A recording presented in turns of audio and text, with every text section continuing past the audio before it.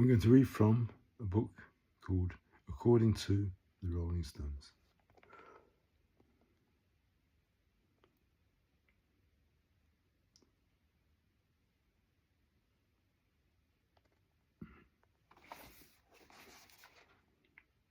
Page 106.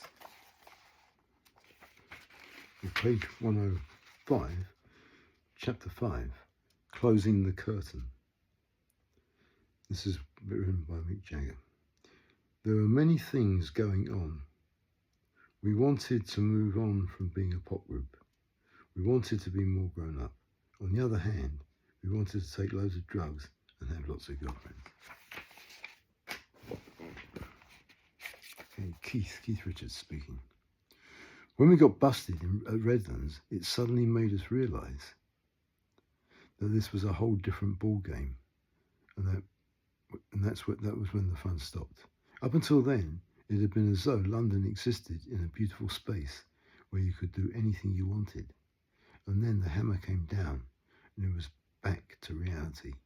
We grew up instantly.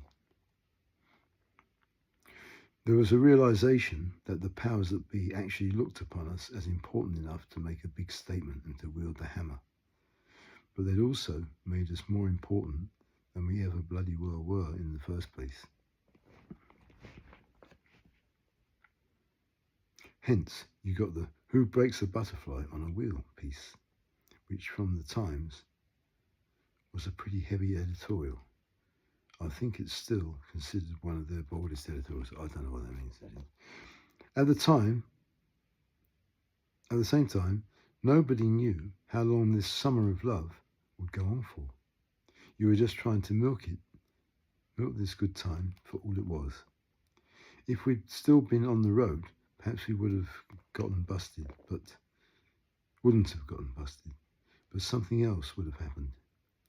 It was the closing of the curtain on that period. The prefects had told us they were not going to put up with us, with our behaviour, and the fact that they considered your influence on the public to be of significance made you wonder what they were scared of. Before this, I'd never thought about the authority or anything like that. Who gave a shit? You just carried on. Make sure the water comes on and stop people running red lights. That was their job. I pay my taxes, and there you go. But after this, you suddenly realised that there was a determined effort to bring you down. Charlie Watts. There were a lot of drugs being taken at the time, but it was a very fashionable thing to do. It was quite common for musicians to take LSD and then bring a bottle of Jack Daniels on stage. Keith Richards again. I had started to hang out with Brian Jones, I assume, again, and I made a very conscious attempt to re-cement my relationship with him when he wasn't working and the pressure was off. I used to live across the road from him. I was enjoying Brian's company while he was relaxed, and we were still playing together in the house. Then, just after we got busted, a trip to Morocco sounded good, but it didn't work out that way, and things got ugly again. I pulled the old Bentley out, and Brian and Anita and myself sat in the back playing sounds. Brian fell ill, and we had to put him into a hospital. So that was Anita and me in there. Of course, amazing things can happen in the back of a car, and they did. Brian caught up with us in London, and there was a tearful scene. That was the final nail in the coffin with me and Brian. He'd never forgive me for that, and I don't blame him, but hell, shit happens. A case could be made that Brian had an acid trip that he never quite came out of. I'm only surmising that, and after that everything was all a bit fragmented within him. The bits just kept moving further and further away from each other. Mick Jagger. Their Satanic Majesty's request was a really fun moment, and there was some good songs on it. She's a Rainbow was pretty. Nick Hopkins on piano was very much in evidence on that record. 2,000 Light Years from Home was a good track we performed. that live quite a lot. But the studio version was actually a bit too long and not focused enough. There's a lot of rubbish on Satanic Majesties. Just too much time on our hands. Too many drugs. No producer to tell us, enough already, thank you. Thank you very much. Now you can just get on with this song. Anyone let loose in the studio will produce stuff like that. There was simply too much hanging around. It's like believing everything you do is great and not having any editing. And Andrew had gone by that point. Charlie Watts. Satanic Majesties was a very druggy period. Though not for me, and I'm not saying that as an excuse, I was never into drugs much at the time, only later on, although I was probably the first one who smoked, but I wasn't into any of the other things. At that time, it was acid, which opened up a lot of possibilities, but nothing we did was nearly as radical as what musicians like Albert Ayler and Sun Ra were doing, as far as I was concerned. I don't know if much good came out of Satanic Majesties. We had a go at anything we wanted to do, and most of the time we did it ourselves. Later on, it all became very serious.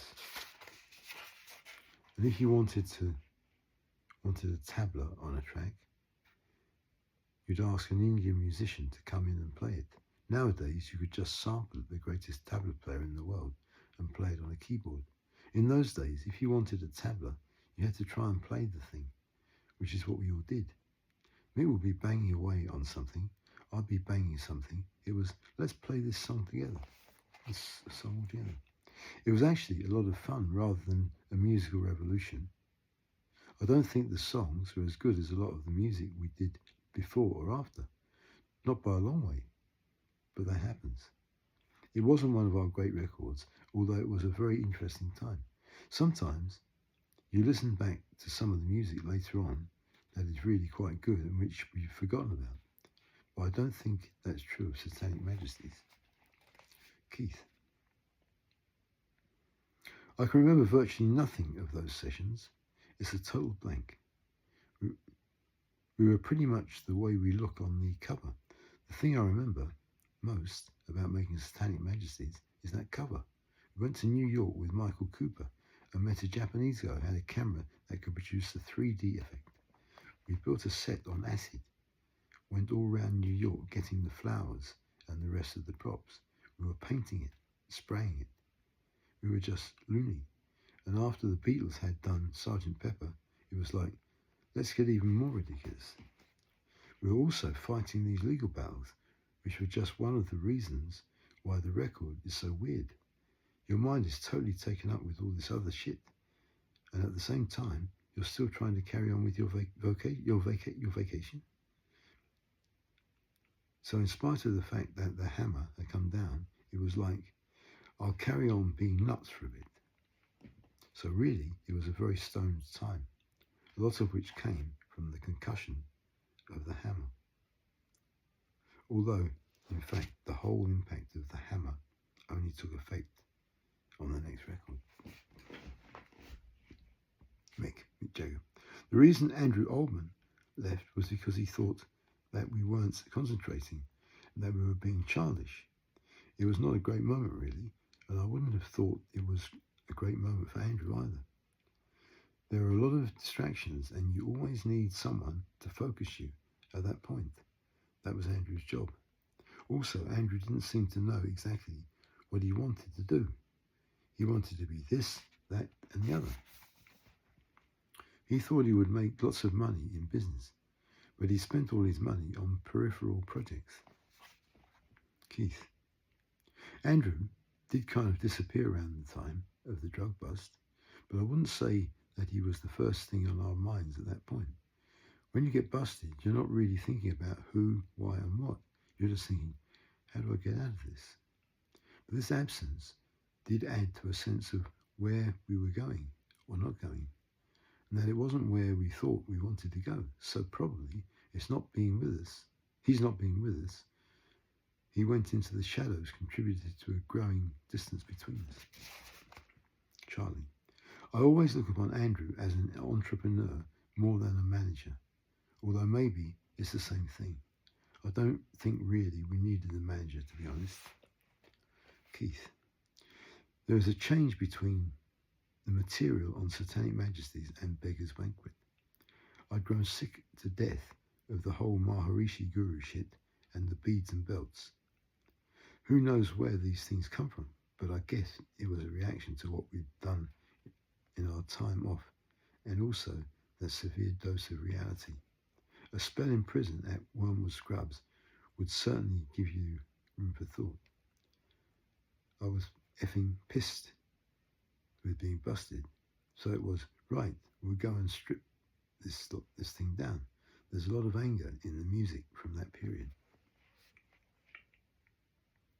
Jumping Jack Flash and Street Fighting Man came about because I had become fascinated by the possibility of playing an acoustic guitar through a cassette recorder, using it as a pickup. Really, so that I could still get the crispness of an acoustic, which you can never get off an electric guitar, but overloading this tiny little machine so the effect was that it sounded both acoustic and electric. Technology was starting to increase in sophistication, but I just wanted to reduce it back to basics. I bought one of the first cassette machines, a must for a budding songwriter, and then day in, day out recorded on it. Then I began to get interested in the actual sound of the machine, how close you could put it to the microphone on the guitar, put the microphone to the guitar, and what effect you'd get out of it. After all, everything's electric.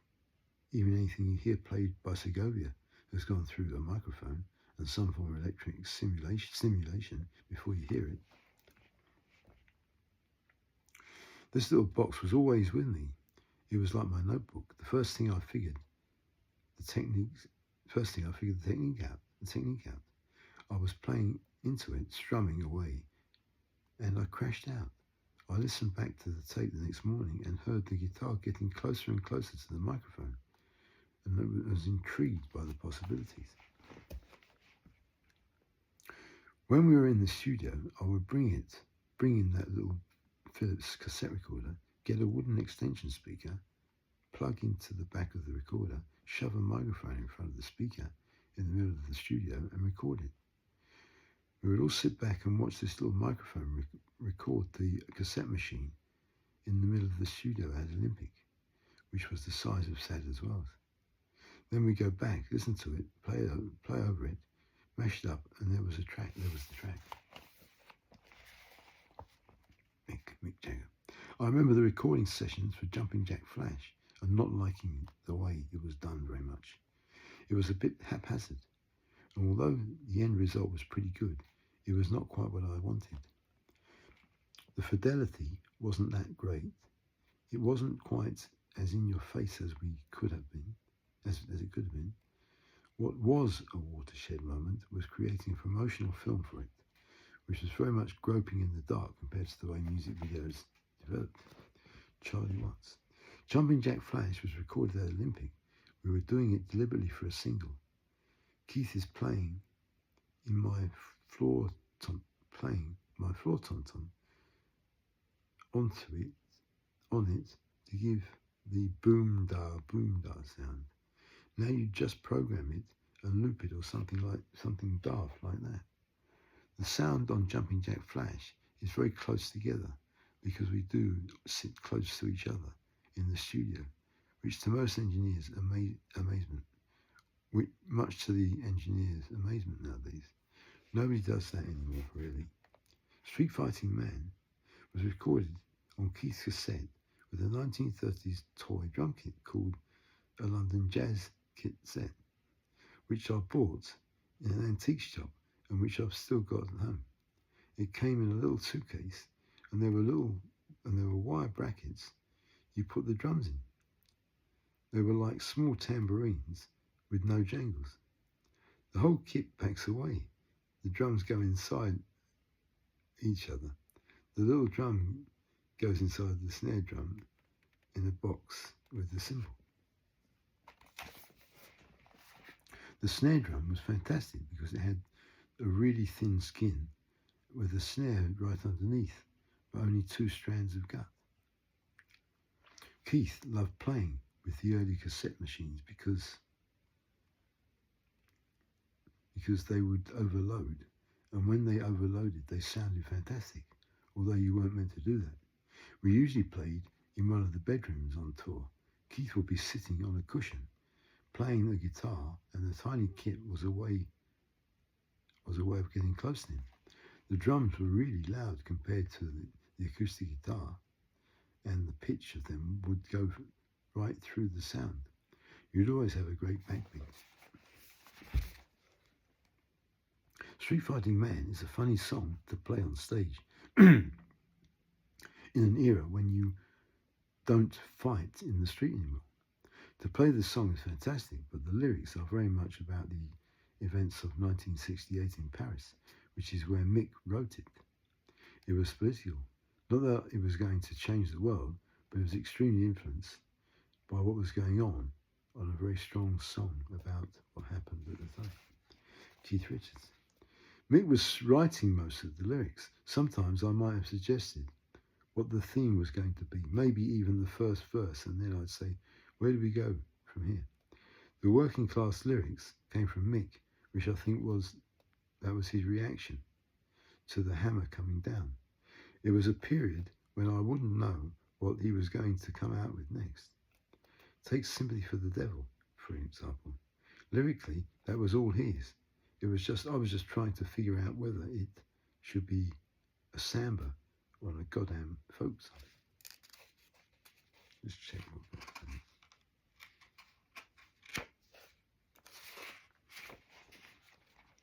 Charlie. Sympathy was one of those sort of songs where we tried everything. The first time I ever heard the song was when Mick was playing at the front door of a house I lived in Sussex. It was at dinner. He played entirely on his own. The sun was going down, and it was fantastic. We had a go at loads of different ways of playing it. In the end, I just played a jazz Latin feel in the style of Kenny Clark would have played on a night in Tunisia.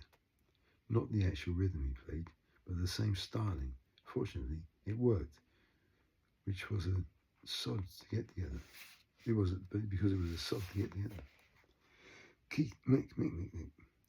There was definite pressures to get some kind of focus. The technology had moved on somewhat. On our early records, to achieve what we had wanted to do had required too much layering. We used to call it ping-ponging. Going from one track to another, so we ended up with a very messy sound, a bad signal to noise ratio, basically. What started as a great rhythm track ended up as this sort of mush. But by the end of the 1960s, there were a lot more tracks available, and you had more choices about what was responsible without losing all your fidelity. Jimmy Miller had produced a record with Traffic, which I liked very much. It sounded very good, so we decided we wanted to get into a groove with this new sound. I'm going to stop there. I'm going to go like that.